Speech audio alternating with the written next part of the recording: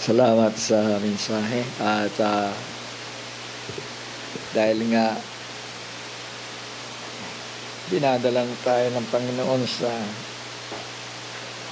tinatawag na kasakdalan ng mga kapatid.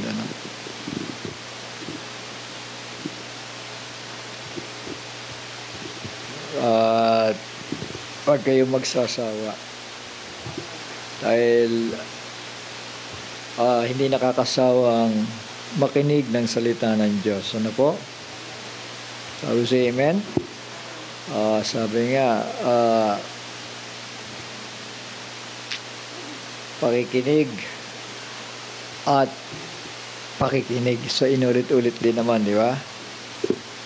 Ng salita ng Panginoon Diyos.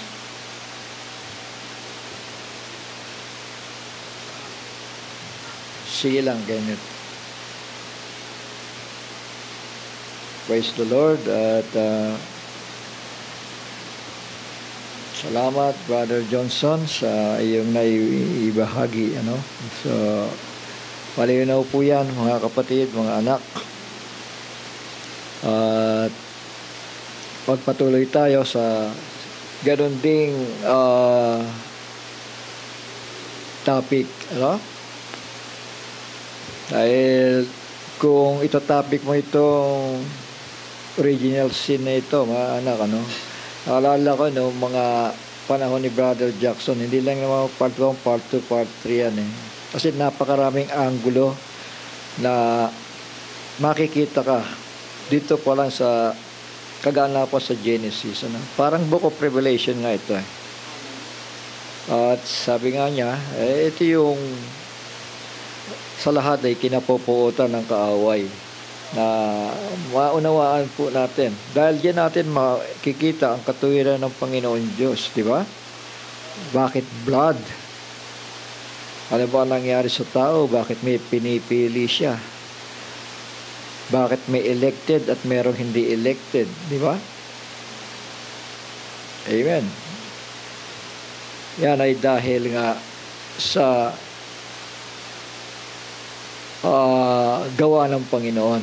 Dahil before the foundation of the world ay pinili na po tayo para maging banal na kagaya niya. So God created man according to His image and after His likeness. So yun ang pagkakahalikan ng isang tao. Lamang ay sabi nga na ni Pablo na hindi lahat ng tao ay may pananampalataya. Yun ang pagkakasabi ni Pablo, for all men have not faith. So we say amen. All men have not faith. Hindi lahat ay may pananampalataya. Ibig sabihin, meron lamang meron lamang i-design ng Panginoon sa kanyang creation na may taglay na pananampalataya. Pero was na ito po ay hayop, ibang dealing niya sa mga hayop, tama? Naintindihan po natin? Iba ang dealing ng Panginoon sa mga hayop. Ito yung mga katuwang po ni Adan. Samantalang si Adan at yung asawa ay nilikha sa wangis at larawan ng Panginoon Diyos. So kapag sinabing wangis at larawan, doon papasok ngayon ang pananampalataya. Naintindihan po natin? On the first place, si Cain na bunga ng serpente, kailanman hindi po siya makaunawa. Alam niyo yan? Bagamat binigyan siya ng pagkakataon ng Panginoon,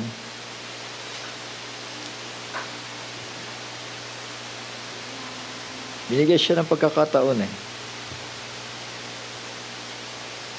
Sabi ng Panginoon, kung gagawin mo ang tama, hindi ka ba tatanggapin? Pero kung hindi mo ginagawa ang tama, ang kasalanan ay nag-aabang sa pinto at ninanais na mamahala sa iyo, subalit dapat mo itong pamunuan. Sa pagkaka-English ganito if thou doest well, shalt thou not be accepted? Kung tama ang ginawa mo, tama yung inaalay mo, hindi ba tatanggapin ko yan? And if thou doest not well, sin lieth at the door. Ito yung sin dito actually sa ibang version, sin offering ito. May kulang yung King James, sin offering yan.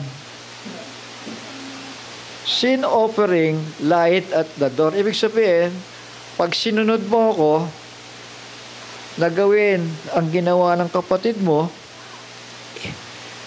magiging katanggap-tanggap ka. Tama? Pero still, ang pinili ni Cain yung hindi magiging katanggap-tanggap sa Diyos. Tama? Ano hinihandog niya? Prutas. Naghandog din naman siya At hindi lahat na naghahandog tinatanggap ng Panginoon Diyos. Dahil tinitignan niya yung revelation kung bakit yan ang inihandog niya. Tama? O bakit ka naghandog? Tanong yan Ano inihandog mo? Galing ba sa puso mo yan? Yun, pangalawang tanong, di ba? Yan ba'y may revelasyon, may kapahayagan yan?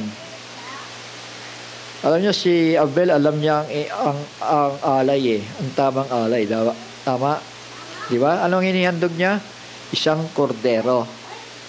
Isang kordero ang ipinatulo niya ang dugo. Tama? Dahil may revelation siya na one day mayroong isang kordero ng Diyos na sa pamamagitan ng kanyang dugo ay siyang mag-aalis ng kasalanan ng nasalibutan ito. Tama ba? Pero si Cain, ang inihandog niya mga prutas di ba? Sa unang tingin maganda, di ba? Pero sa kalooban ng Diyos, hindi niya tinanggap talaga yun. Ni-reject niya. Kaya nga sabi niya kung gagawin mo ang tama, hindi ka ba tatanggapin? Pero kung hindi mo ginagawa ang tama, kung hindi mo ginagawa ang tama, ang kasalanan ay nag-aabang. Yung sin offering nag-aabang doon sa pinto at ninanais na mamahala sa iyo, subalit dapat mo itong pamunuan. Ibig sabihin, gawin mo yung ginawa ng kapatid mo na naghandog ng tamang handog. Amen? So, anong inihandog? Isang lamb. Tama? Kaya nga, the Lamb of God that take away the sins of the world through His blood. Kaya nga, mga anak, mga kapatid, nagsisimula pa lang alam na ng Panginoon kung anong gagawin Tama po? Sa pamamagitan ng dugo, mapapatawad ang lahat ng ating mga kasalanan. Shall we say amen? Purihin ang Panginoon. Tayo yumuko muna bago po tayo magtuloy-tuloy sa mensahe pa. Ama namin, banal at makapangyarihan sa lahat, muli minsan pa salamat sa aming mga narinig sa mensahe ng iyong anak, ng iyong lingkod, Panginoon, na tunay na ito ay nakatulong at nakaragdag ng aming pagkaunawa sa mga bagay nito. At tunay na ikaw ay nagdadala ng iyong mga hirang, Panginoon, upang kami na iyong mga inihanda ay magkakaroon ng pagkakaisa sa pananampalatayang ito, Panginoon. Sinugo mo ang 5 opisina para sa kasakdalan at sa tamang pangangalaga sa iglesia, Panginoon. Kaya salamat, Amang Banal, na ang mga lingkod mo ibigyan mo ng mabuting puso, Panginoon, upang magpaalala, magsaway at magturo at magbukas ng mga kapahayagan. Lalo na narito kami sa dulo ng panahon, Panginoon, na mga bagay patungkol sa paglilinis, Panginoon, at pagpapakabanal at kasakdalan ay dapat naming gawin. Unahin sa aming mga buhay, Panginoon, sapagkat kung ano siya ay ganoon din na gagawin mo kami na tulad niya, Panginoon. At salamat sa umagang ito, naway patuloy mo kaming gabayan sa aming patuloy na pag-aaral sa pangalan ng aming Panginoon, tagapagligtas na nagbubuo ng kanyang banal na dugo na si Yahshua HaMashiach, ang aming Panginoon tagapagligtas. Amen. Shall we say amen? Praise the Lord. At napakaganda, no? Hari nawa na maging katanggap-tanggap nga tayo.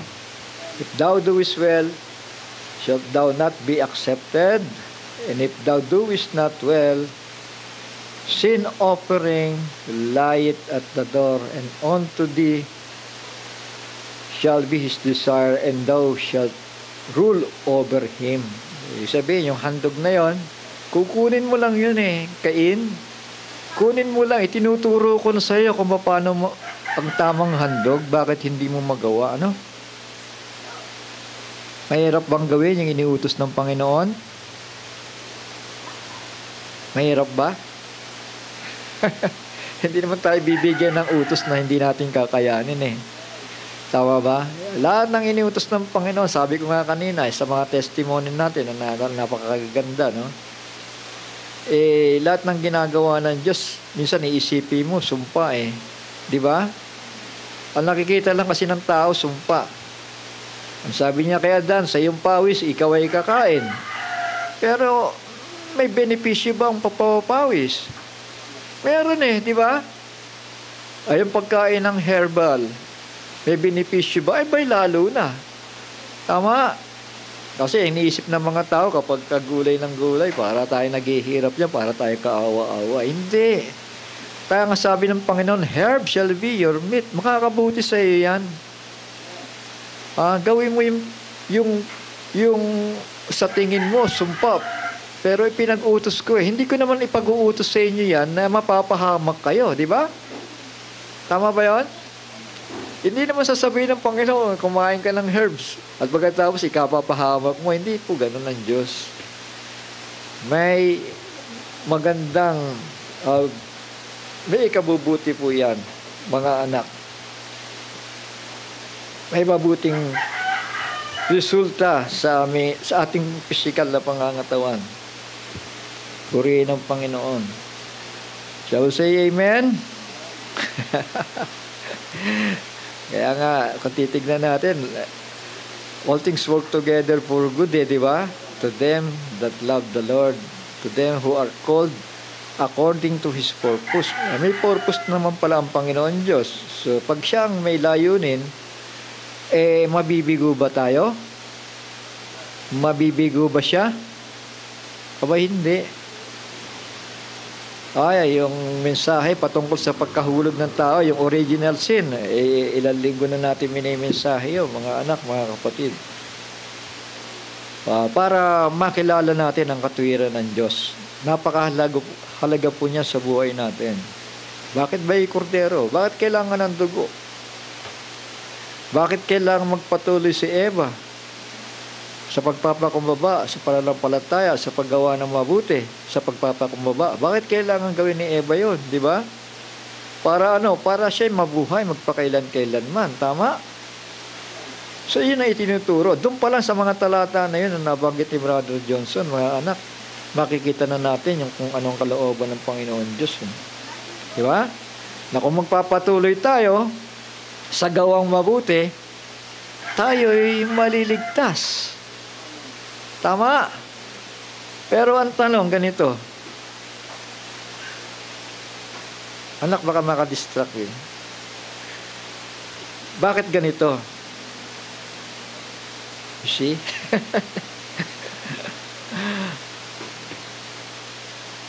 Bakit ganito na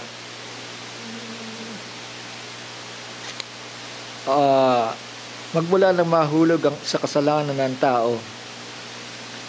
Bakit may mga pinipili ang Diyos? Nawari ba kami kinikilingan siya? Napapansin niyo ba yan sa pagbabasa niyo ng Biblia? Kagaya na sinasabing, we are elected from the foundation of the world.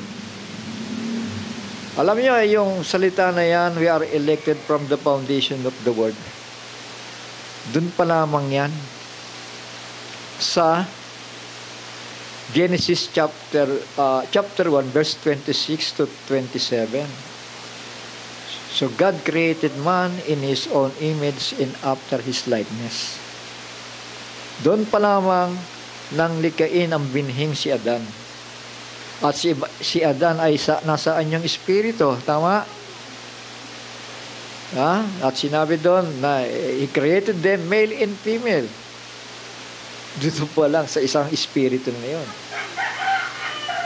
Male and female na. Male and female attributes nakapasok na doon sa isang espiritu na yon ng tao. Walang iba, si Adan. So yun ang mga hinirang. Yun ang mga pinili. Yun ang mga ibabalik. Sangayon ba kayo?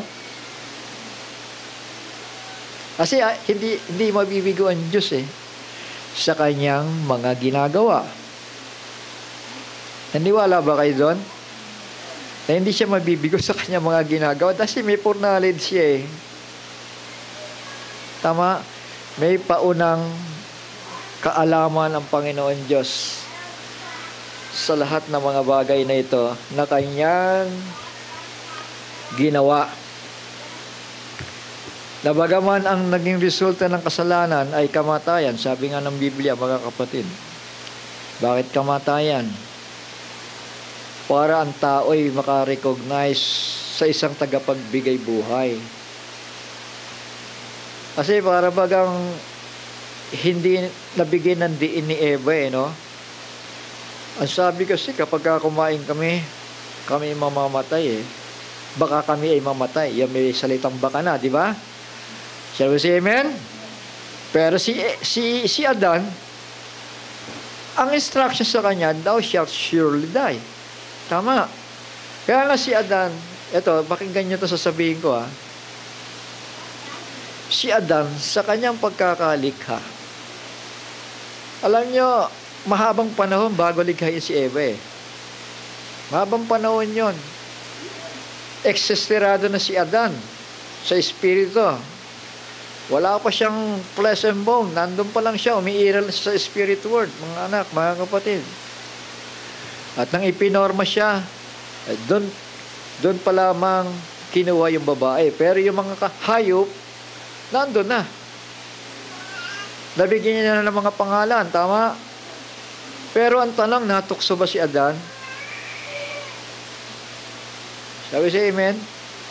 Hindi siya natukso. Hindi siya nadaya. At hindi siya nagkasala. Tama. Kailan dumating ang pagkakasala ni Adan? Nang kunin na ang byproduct. Tama. So sorry, my dear wife, sorry. Dahil kinain mo ang pagkaalam na masama't mabuti. Alam mo, si Adan, type ng ating Panginoong Jesucristo Painumin niyo nga ako. Matibay ang resistensya ni Adan. Kaya say amen? Pagdating sa tukso, matibay ang resistensya ni Adan. Tama. Kaya nga hindi siya nadaya Tama. Lumipas na ang 100 taon, mga kapatid. I believe, ganong katagal yun bago i-form si Eva At nung na-i-form si Eva,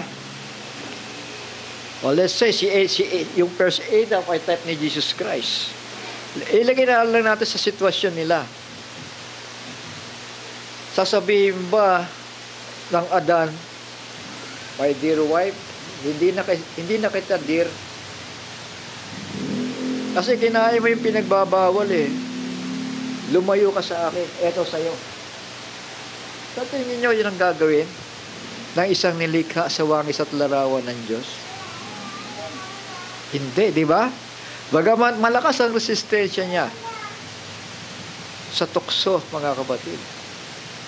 Sa punong ipinagbabawal.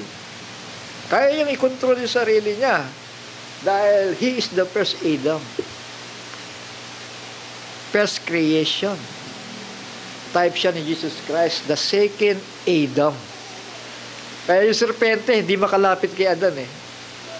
Kasi hindi niya kaya. Sabi siya, amen? Hindi niya kaya. Type si Adan ni Jesus Christ, mga anak, mga kapatid. At si Jesus Christ, wala siyang choice. Sabi niya, my will is, my food, my meat is to do the will of my Father. Yun lang ang magiging trabaho niya, to do the will of His Father, the second Adam. Ano yun? Para ibalik tayo sa Ama. Tama? Para maibalik tayo sa Ama. That is the will of the second Adam.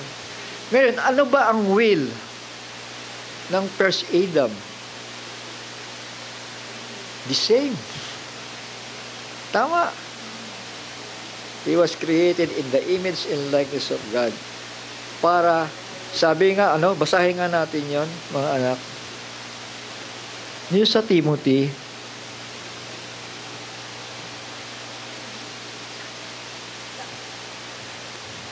ay salamat anak.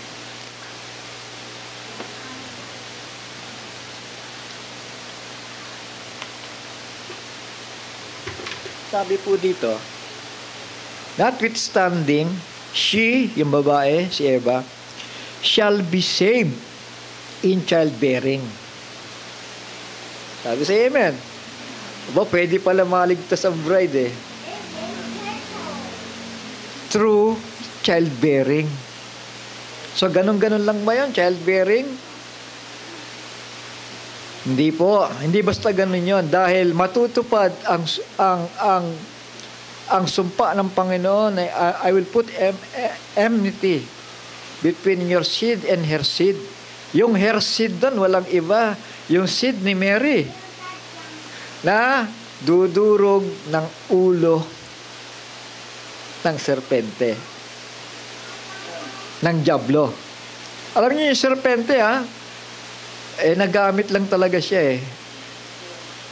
Kaya yung serpente, sa eternidad, nandun pa rin siya, gumagapang. So yun, ay spiritual serpents, walang iba si Lucifer yun. Shall we say amen? Notwithstanding, she shall be saved. Maliligtas si Eva sa pamamagitan ng panganganak. Ngayon, kung hindi siya dadamayan ni Adan, kung hindi siya sasamahan ni Adan, dahil nagkasala siya, kasi ayokong sumuway eh. Punong kahoy yan na masama at mabuti. Kung hindi siya sinamahan, matutupad ba ang plano ng kaligtasan? Kung di tayo dinamayan ni Kristo, matutupad ba ang plano ng kaligtasan? Hindi, di ba? Tama ba? Hindi, walang kaligtasan na matutupad kung di tayo dinamayan ni Kristo. So, kung hindi rin matutupad ang kaligtasan ni Eva kung hindi siya sinamahan ng unang Adan. Tama ba? Dahil ang kaligtasan niya ay sa pamamagitan ng panganganak. Tama. Shall we say amen? Yun ang tatandaan natin. Maliligtas si Eva sa pamamagitan ng kanyang panganganak. Ibig sabihin ba niya, anak lang siya ng anak, maliligtas na siya? Hindi po. Dahil one day, sisilang si Mary. Tama. At si Mary magsisilang ng tagapagligtas. Naintindihan po natin? Yan, mga kapatid, hindi nalalaman ng sanlibutan. That is mystery patungkol sa mga pangako ng Panginoon. Ang akala nila, puro pag-aalit, puro pag-aaway. Kaya sabi ko nga sa inyo, ang sumpa ng Panginoon Diyos may ikabubuti. Tama. Dahil may binhi na binhi ng babae, nadudurog ng ulo ni Satanas. Dahil siya ang pinagmula ng lahat ng lahat ng kasalanan Siya nagpahina sa atin, mga kapatid ang trabaho niya to steal, to kill, and to destroy. Pero siya, mga kapatid, ang trabaho niya, ibalik tayo sa Diyos, ibalik tayo sa Panginoon, ibalik tayo sa ating tagapaglikha. Si Adan naman, ang mindset niya, God is a Redeemer. Kung kami may nagkasala ngayon at nagdamay-damay na, one day ay ibabalik tayo. Ibabalik kami. May revelasyon si Adan na hindi siya pababayaan ng kanyang tagapaglikha. Isipin mo, image and likeness. At siya ang pinangasiwa ng mundong ito, mga kapatid.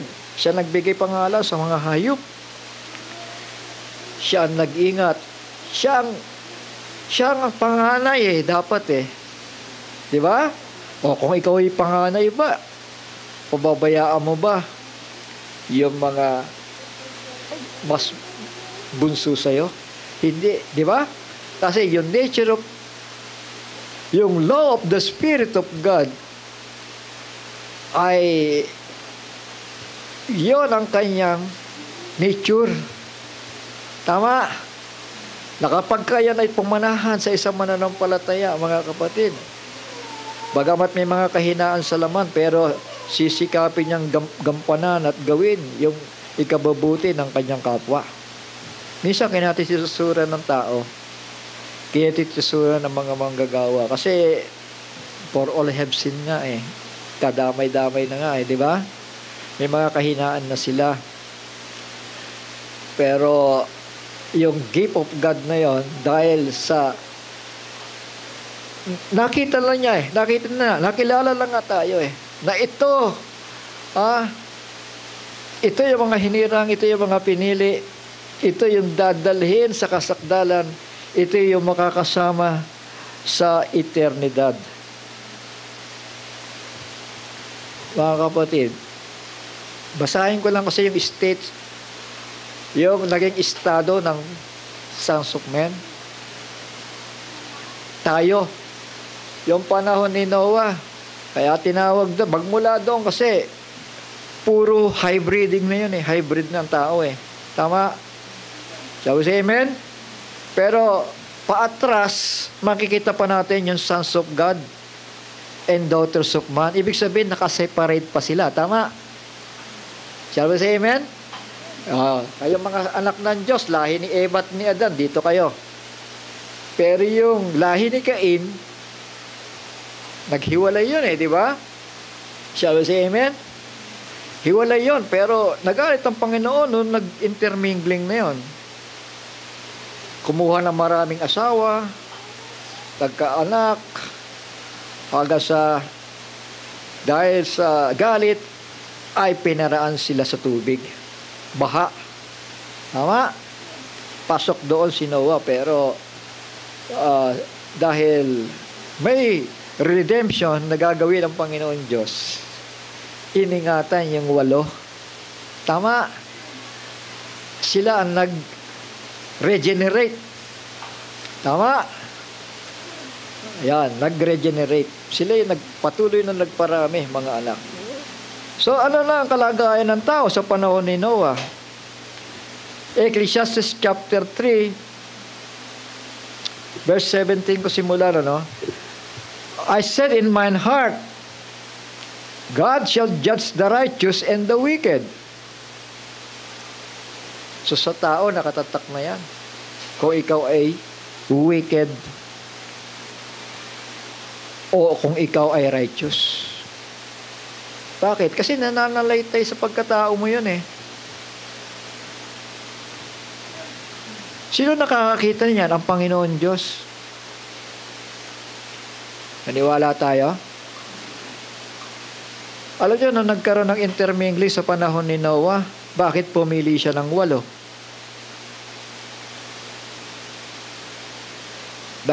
Dahil alam niya, itong 8 na to, ito ay may kakaibang espiritu kumpara sa espiritu ng hayop. Naniwala kayo, ang hayop may espiritu. Di ba? Ang tao may espiritu. Ang kaibahan lang ng dalawang ito, si Adan ay nilikha in the image and likeness of God. Tapos, amen. In the spirit yun, ha? Then, ipinorm siya in the image and likeness of God pa rin. Kaya lang, nung nahulog, nawala yun. Tama. Nung nahulog ang lahi ng tao. I said in my heart, God shall judge the righteous and the wicked. So, may separation dito. Pansinin natin. For there is a time there for every purpose and for every work. I said in mine heart concerning the state of the sons of men, that God might manifest them, that they might see that they themselves are beasts. Masakit ito, di ba? Sa Tagalog, tulad sa mga hayop. Pero sa King James, they themselves are beasts. Totoo naman yan Alam niyo, naniwala naman kayo kay John the Baptist, di ba? Naniwala naman kayo kay Jesus Christ, tama ba? Anong sabi ni John the Baptist nung siya'y galit na galit sa mga Pariseo sa Saduseo? Serpents. Sinabihan niya serpents. Di ba? Brood of vipers. Sino nag-warn sa inyo para tumakas sa galit na darating? Tinawag sila. Mga serpente kayo. Si Jesus Christ ganoon din. Kayo'y mga lahi ng ulupong. Sabi niya doon sa mga religyoso. Tapos, amen? Kaya hindi ko mo religyoso, mga kapatid, yung mga religious nga, ito yung nandaraya ng tao Tama? Isipin mo, pinag-away si Elohim, tsaka si Yahweh, pinag-away Saka nakakita ng ganyang pananampalataya. Pag-aawayin mo yung Diyos mo. Tapos, amen? Tandaan natin ito, may pangalan ng Diyos. His name is Yah. Kaya may pangalan ni Jesus is kinuha sa pangalan ng Ama. I have come in my Father's name, Yahushua, Redeemer. At marami siyang attributes. Yung mga Elohim, makapangyarihan sa lahat. El Shaddai, God is more than enough. El Rapha, the God that healeth. Adonai, meaning my Lord. Mga attributes yun, mga katangian na nag-iisang Diyos na siya. Paano ko nasabing siya? Kasi hindi nga naputol yun Hindi naputol yun. Hallelujah nyo. Acceptable sa Panginoon yung hallelujah. Hallelujah. Hallelujah. Lahat ng simbahan nag-hallelujah. Tama. Sabi amen. Sabi dito, I said in mine heart concerning the state of the sons of men. So ito na nga yun. Ang dinamit na terminolohiya, why sons of men? Dahil ang Ecclesiastes, ang sumulat nito, kung di ako nagkamali, si Solomon. Sino ba si Solomon? Anak ni David. Sino ba si David? Ang tao na malapit sa puso ng Diyos. Tama? So, amen. So, ibig sabihin, ang Diyos ay humihirang na. May pinipili na. Tama? Pero, doon sa tinatawag na daughters of men and sons of God, sino yung kinilingan ng Panginoon Diyos? Hindi ba ang kinilingan ng Panginoon Diyos ay yung sons of God? Tama, kasi sila yung pure seed. Tama. Sila yung pure seed. Ibig sabihin, wala silang lahi o dugo ng serpente, mga kapatid. Puro sila. Puro. Ang problema lang pagdating kay Noah, Noah found grace in the eyes of the Lord. Kinaawaan na lang. Biyaya na lang. Kagaya sa atin, biyaya na lang. Tama? Bakit? Kasi hindi na tayo puro eh. Tama ba? Pero when it comes to redemption, kailangan nila ang dugo ng kordero. Di ba? Ano sabi? Patungkol kay Eva, kung siya magpapatuloy sa pananampalataya, sa pagpapakumbaba, sa pagtalima at pagpapakumbaba, yan. Siya'y maliligtas. Siyempre, pag sinabing siya'y maliligtas, kasama nung kanilang anak ni Adan. Tama. Sabi si Amen. Mga kapatid, ito hiwaga sa mahabang panahon na, no? Gusto ko talagang buksan ito eh. Kaya lang tamang panahon talaga. Na bagaman hybrid na ang tao sa panahon ni Noah, kaya biyaya yung umiral ng Panginoon Diyos. Pero habang ang biyaya na yon ay umiiral sa tao, mga kapatid, nagmamanifestar naman yung attributes ng isang taong makasalanan sa tao. Tama? Sabi si Amen? Si Noah nga lang nung after the flood, anong ginawa niya? Nagtanim, di ba? At nung nagtanim, anong ginawa niya? Doon sa kanyang pananim, ginawa niyang alak. Tama. At pagkatapos gawing alak, anong ginawa niya? Naglasing. Sabi si Amen. Naglasing. Ngayon, masasabi ba yan na nanalaitay pa rin yung attributes? Kasi, ang pagkakasabi, kung sila'y mananatili. So, yan ang bilin, di ba? Kung mananatili sa kabanalan, sa pagpapakumbaba, sa pananampalataya, at paggawa ng mabuti. Yan ang bilin na bilin kay Eva, tama? Sabi si Amen? At hindi si Pablo nagbilin doon. Ang Panginoon Diyos nagbilin sa kanila, tama? Sabi si Amen? Inuulit lang yan ni Pablo. Tama ba? Amen. Kanino? Sa bride. Sa atin, inuulit. Sa church, inuulit na lang ni Pablo yan. Pero kaya nga ang lahi ng tao ay nagpatuloy dahil may pangakong kaligtasan. Tama, kasi kung wala lang kaligtasan, lilipunin na ng Panginoon ng mga tao doon kasi mapapahiya lang siya Tama? Shall we say amen? Sasabihin lang ng Panginoon Diyos, teka muna, palpak yata itong pagkakalikha kay Eva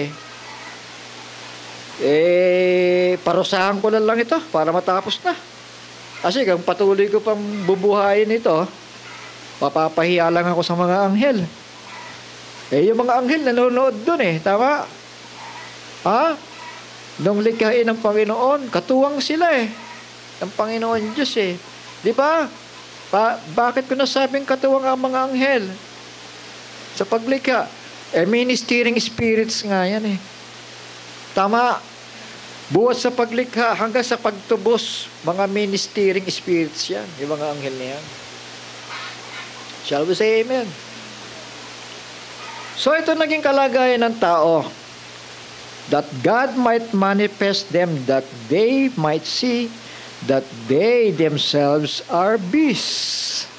Ibig sabihin, pumasok na yung dugo na hindi dapat para sa tao.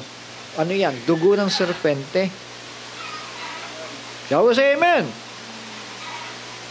Ang sabi nila, Meron na daw ibang lahi ng tao doon. Bukod kay Ebot Adan, ano? Sabi nila, hindi po, si Adan lang talaga ang unang tao. Kasi ang tanong bakit saan kumuha ng asawa si Cain, saan galing si Cain, yung mga tanong Hybriding ang problema doon. Tama? Hybriding ang naging problema. Ibig sabihin, hindi na sila original creation. Tama? Biyaya na lang talaga ang kailangan ng tao. Habag para sila maisalba. At kung sila'y magpapatuloy na ginawa ni Eva, sila'y maliligtas. Tama, yun ang pangako, di ba? Sabi sa amen? Yun ang pangako. Mag-iintay lang sila ng tagapagligtas. Mga kapatid, kaya yung lahi ni Enoch, ni-rapture na Huwag niyo isipin si Enoch lang ang na-rapture doon. Tama. Anong tawag kay Enoch? Sons of God sa panahon niya. Tama. Sabi sa amen. Hindi siya kabilang sa daughters of men o sons of men. Siyang lahi ni Cain, mga kapatid. Mga mistisohin yun. Kaya yung mga isinisilang nila, kapareha nila. Dahil binhi ng serpente na nalaytay doon. Tama? Binhi ni Cain. Kasi sa babae, ano lang naman siya, egg lang naman, di ba? Ang lahi talaga ng salilay manggagaling sa lalaki. Tama ba ako? Sa lalaki talaga manggagaling. Ibig sabihin, puro ligtas yun. Sons of God. Tama? At yung daughters of man at sons of man sa panahon na yon, hindi yun, purong anak ng serpente. Sabi sa amen.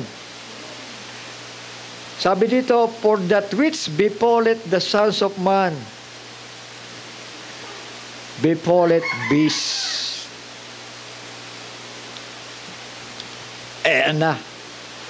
O paanong hayop? Nangahulog. Ganon din ang mga tao, nangahulog din. Everyone, yung serpente, di ba? Naisumpa siya, di ba? Sino pa? Yung kanyang mga kasakasamang hayop din doon dahil siyang pinakapinuno Tama? Di ba yung serpente ang pinakamatalino? Siya yung tagagabay doon sa mga hayop, ng mga cattle, ng mga pinangalanan ni Adan doon. Siya puno, yung serpente. Even one thing befalleth them. Malinaw yan. Isang bagay lang pala ang dala sa kanila sa kasalanan. As the one died, so died the other. They have all one breath. So that a man hath no preeminence above a beast. Pareho lang. For all is vanity. Big sabihin, mapaparusahan. Tama? All go onto one place. All are of the dust, and all turn to dust again. So magiging ganon kung walang tagapagligtas. Kaya say amen? Ito pa, sa 21. Who knoweth? Sinong nakakaalam that the spirit of man that goeth upward. Amen? Kapag ang espiritu mo ay espiritu ni Adan, ano yun? Tao yun, di ba? Saan ka pupunta? Sa langit. Tama. And the spirit of the beast that goeth downward to the earth. Saan yung downward to the earth? Ito,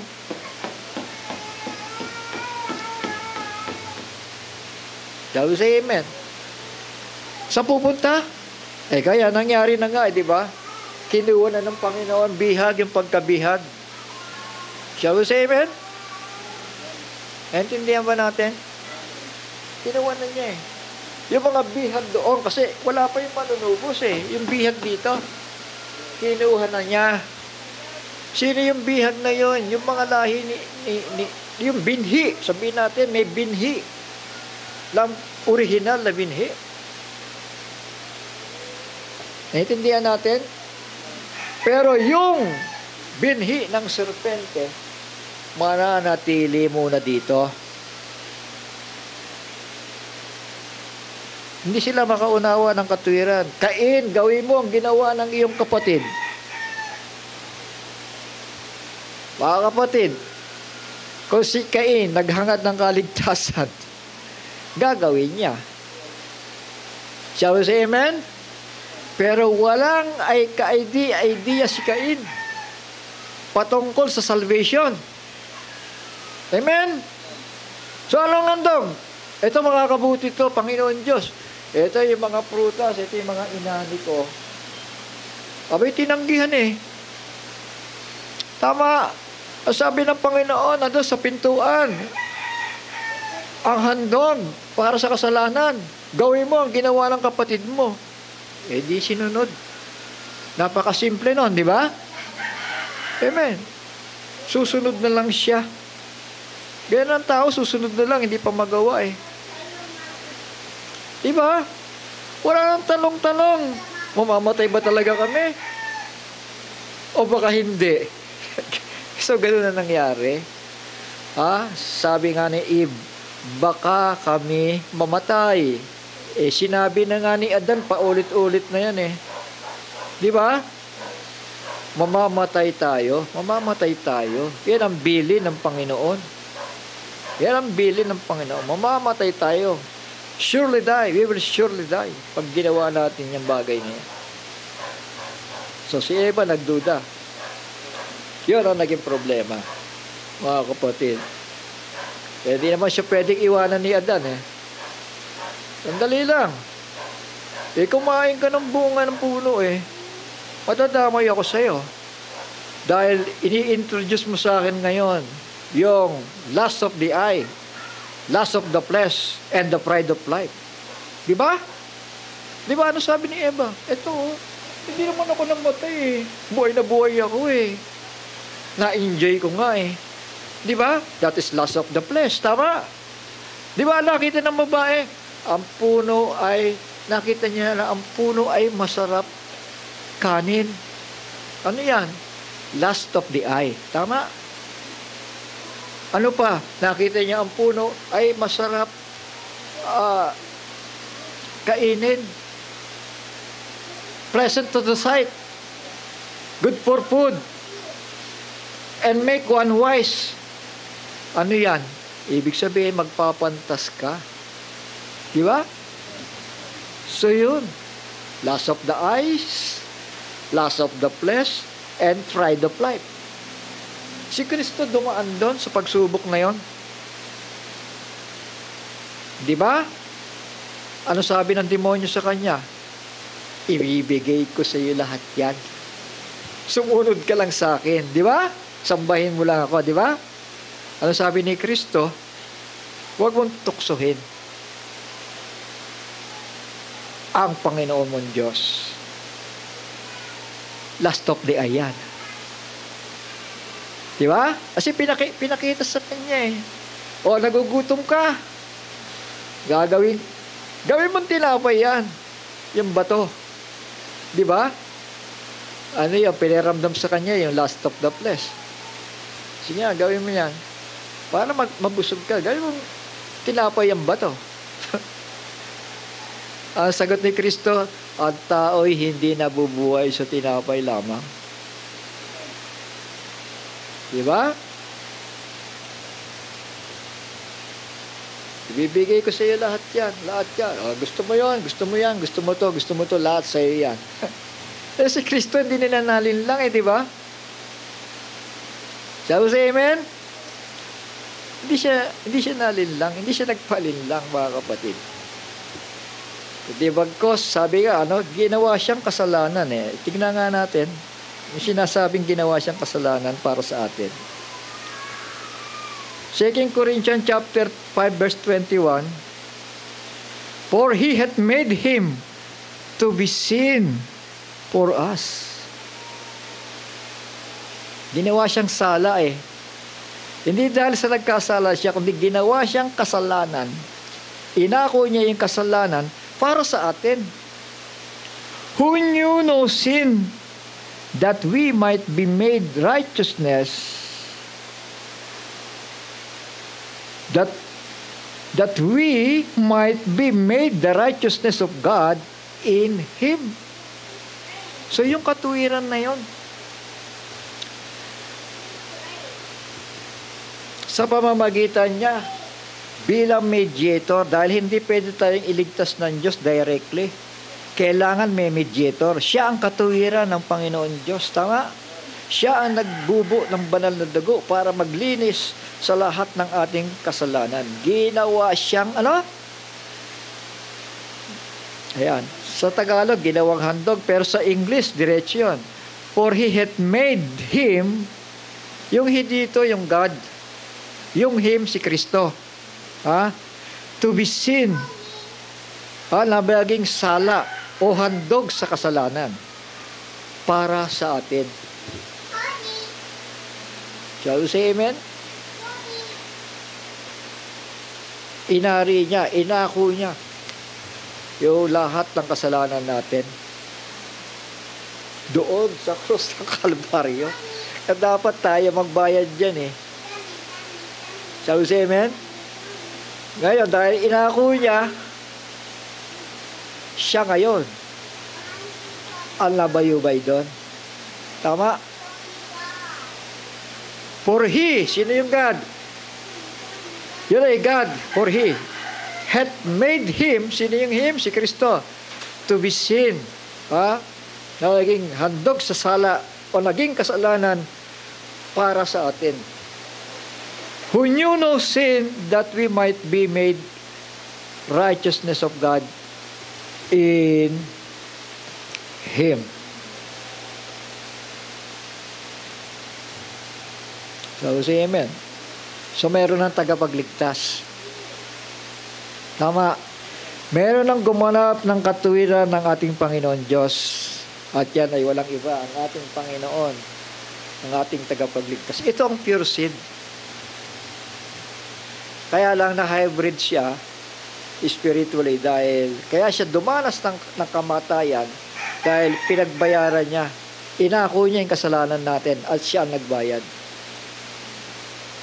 Huwag niyang ma-misinterpret yung terminology yung ginagamit ko, pero lahat ng kasalanan ng sanlibutan, inako niya. Kaya malinaw yun, sinabi ni Pablo. So ituloy ko. For that which befalleth the sons of men befalleth the beast. Even one thing befalleth them. As one, so nabasa na natin kanina ito.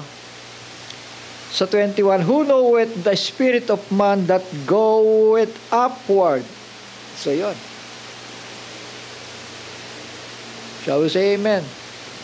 Tayo'y binigyan ng espiritu ng unang Adan.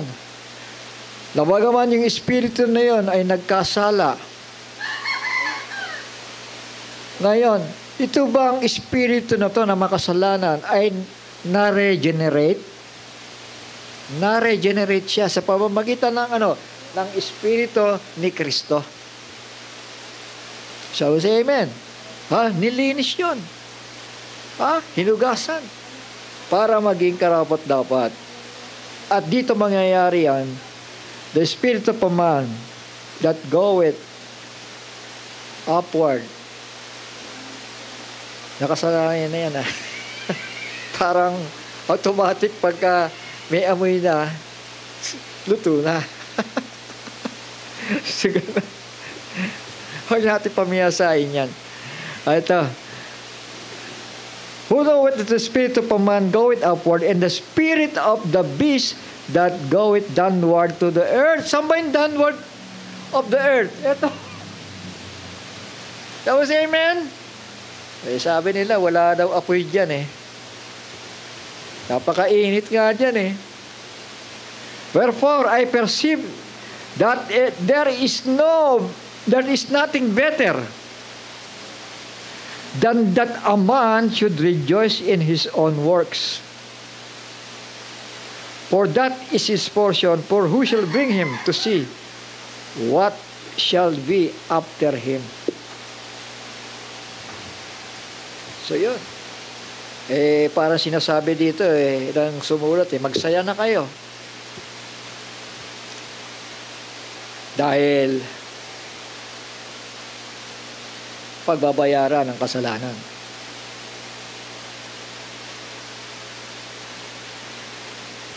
Shall we say amen? Pero yung mga nagtiis hanggang wakas, yung mga pinanahanan ng Espiritu ng Diyos, kaya nga nagtitiis yan di ba? Nagsasakripisyo yan, tama? Shall we say amen? Kasi nga, ang mundong ito, sa panahong ito, ay nagsasuffer. Kulang ang panahon para magsaya ng magsaya. Tama? Shall we say amen? Pero kung katwiran lang, uminom, kumain, at bukas mamamatay, hindi sa Diyos yan. Tama. Pero kung sa Diyos yan, magtitiis hanggang kamatayan. All go unto one place. All are of the dust, and all turn to the dust. Pabalik lahat tayo sa alabok. Pero yung sinangtify, yung nakaranas ng katubusan, mga kapatid, yung tumanggap ng katubusan, yun ang maliligtas. Hindi ba? Ano ang pagkakasabi kay Eva?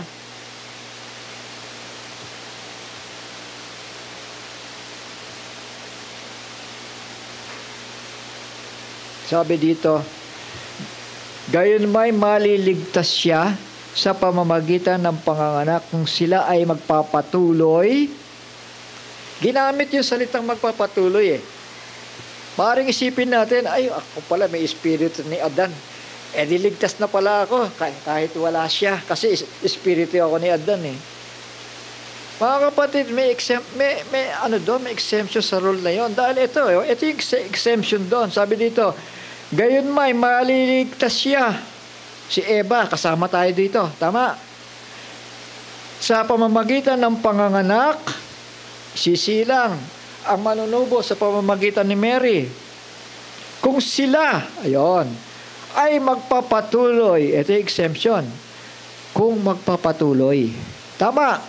Saan? Sa pananampalataya. Matuwid ba yon? Amen. Sa pag-ibig at kabanalan na may mahinahon na pag-iisip. Yan ang attributes ng mga sons and daughters of God. Kaya nilang magtiis, tama? Shall we say amen? Pero si Cain,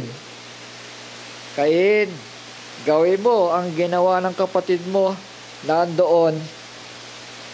Sinabi kong kapatid, dahil si Eva tinawag mother of all living, tama? Shall we say amen? Kunin mo yung handog doon, alay mo sa akin, at magiging katanggap-tanggap ka. Pero instead na sumunod si Cain, mga kapatid, nagalit sa Diyos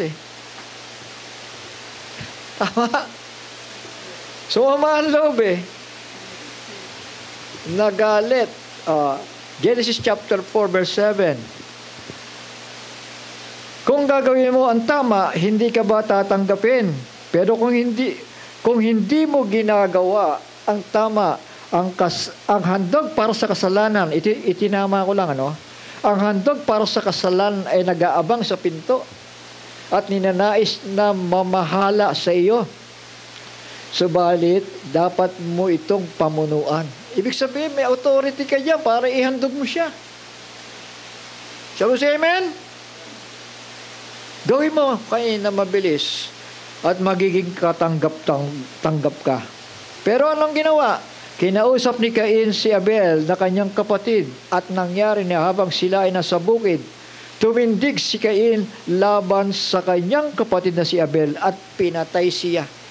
Kaya sabi ko sa inyo, hindi lumaban dito si Abel eh. Dahil ang attributes niya is sons of righteousness. Tama? Pero si Cain, walang pagpipigil. Tama? At pinatay yung kanyang kapatid. Ito pa. At pagkatapos sinabi niya kay Cain, nasaan ang iyong kapatid na si Abel? Sinabi niya, hindi ko alam. Ganyan yung sumagot, Tagapangalaga ba ako ng aking kapatid? So, yung ganyang attitude, yung ganyang pananalita, minsan nagagamit ng tao ito di ba? Ano mo pakailam ko dyan? Hindi ba? Ugali pala ng serpente yon kapag kaganon. Tama ba? Ugali ni Cain yun. Dapat may pakailam ka. Tama ba? Mapapahamak na yung tao, dadalo sa impyerno Dapat may pakailam ka. Dahil binigyan sila ng pagkakataon para magsisi sa kasalanan. Sabi sa amen. Pero, babalik na naman tayo sa sinabi ni Pablo na hindi lahat ng tao ay may pananampalataya. So, ibig sabihin, meron ng papunta sa taas at may papunta na sa ilalim. Predestination, Brother Johnson. Shall we say amen? Predestination.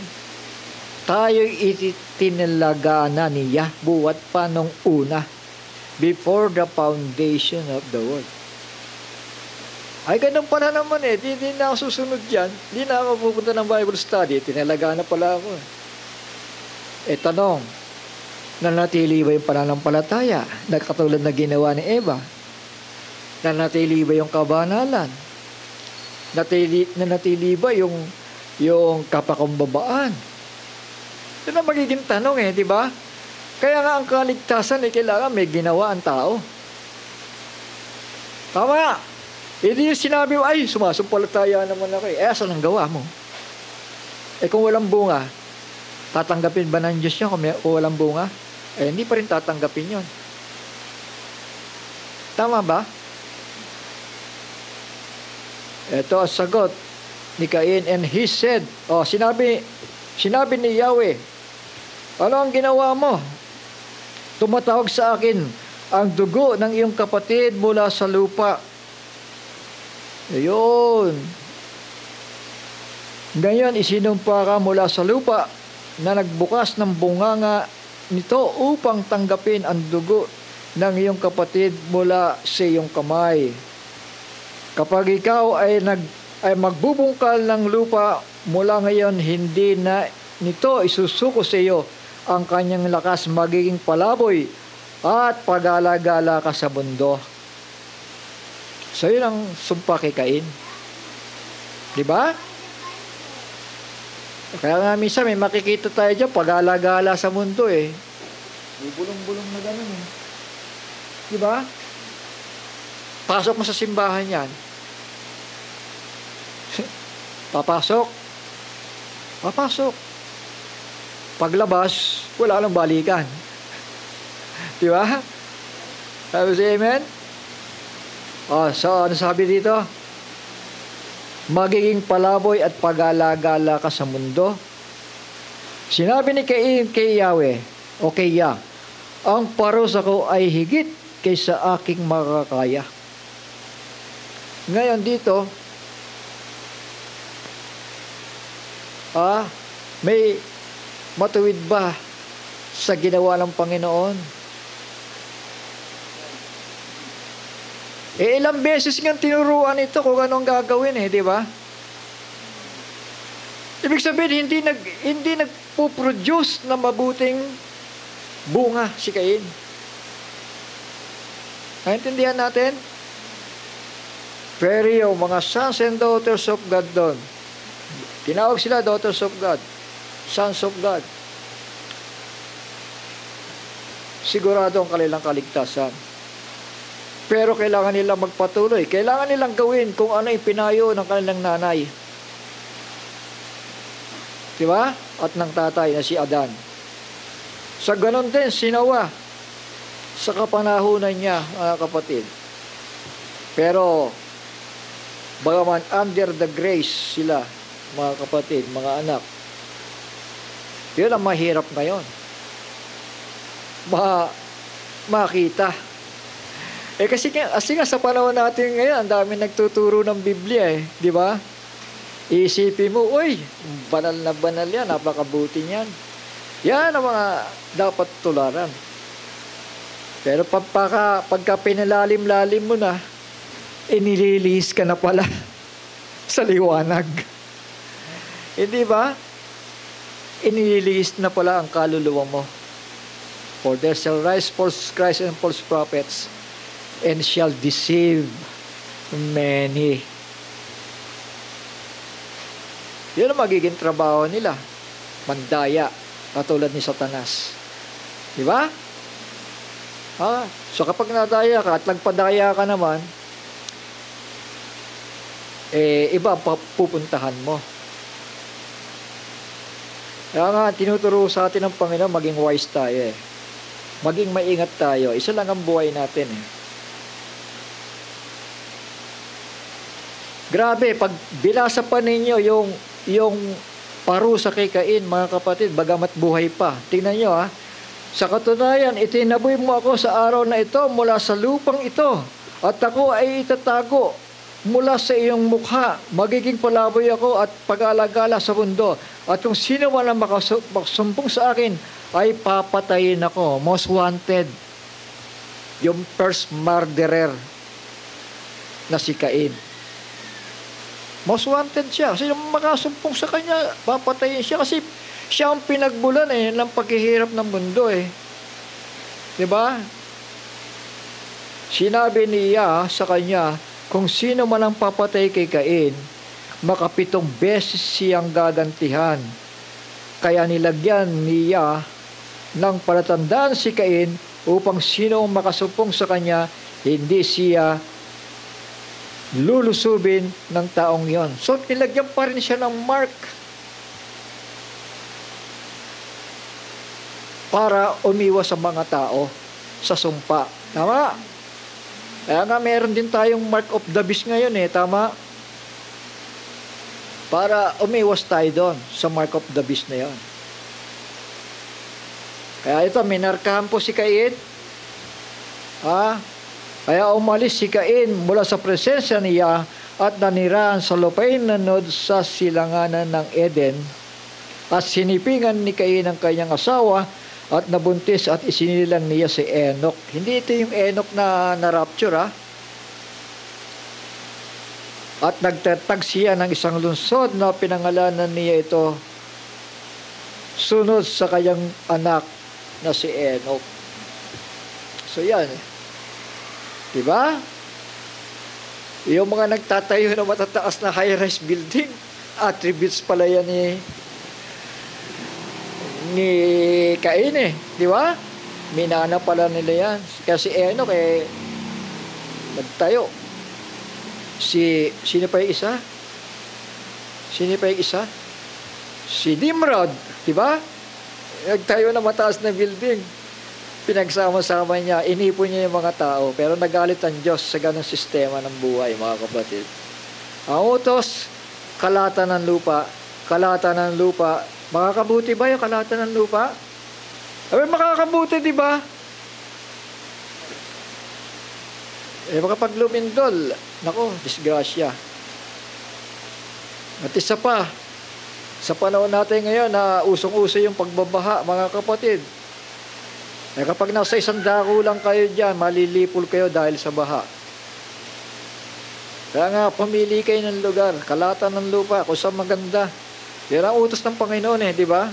Kung saan maganda, saan safe, doon kayo. Hindi yung kahit nagbabaha, siksikan pa rin kayo dyan. Tama ba? Eh wala namang spiritual food dyan Ang spiritual food, pinangangalat din ng Panginoon. Kung saan niya pinag-uutos na doon magsipangalat ang tao. Ang mga sons and daughters of God. Mga kapatid, hanggang dito na lamang yung mensahe ko. At hindi ko na naituloy yung sana ay part 3, pero part 3 na rin dito dahil may related naman sa susunod na lang. Napakaganda. Walter Johnson. So Book of Genesis, aklat ng paglilikha ng Panginoon ay ating pong tinutunghayan at yung fall of a man. So say amen. Sige po, hanggang dito na lamang po tayo, mga anak. Tayo po'y magdasal sandali at magpasalamat. Ama namin, banal at makapangyarihan sa lahat, muli kami nagpapasalamat